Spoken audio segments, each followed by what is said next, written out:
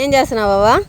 అమ్మా ఈ తుంగగడ్డలు మా కాలంలో పెళ్ళిళ్ళు అయిందనుకో అట టైంలో ఈ తుంగగడ్డలు ఎత్తుకొని లోడుకొని పోయేదే, నేరేడాకు వేసేదే, తుంగగడ్డలు కొట్టి ఎండబెట్టేది, నేరేడాకు ఎండబెట్టేది, బాగా పొడి చేసా పెట్టుకునేది. కొత్తగా పెళ్ళి అయిన వాళ్ళ కదుం పొడి మాదిరి చల్లుకునేది. ఆయన చల్లితే ఈయన చల్లితే, ఆయన చల్లితే ఈయన చల్లితే అటు చల్లుకునేవాళ్ళం అప్పుడు కదుం పొడి మా కాలంలో. సరే తుంగగడ్డ జీబీ మన సబ్స్క్రైబర్లకి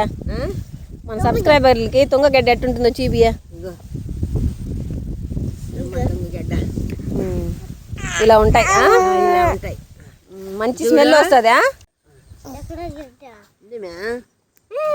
అనుకో మనం ఎండబెట్టి పొడి దంచుకుంటే గమగమ వాసన వస్తుంది, కదుం పొడి అంటాం.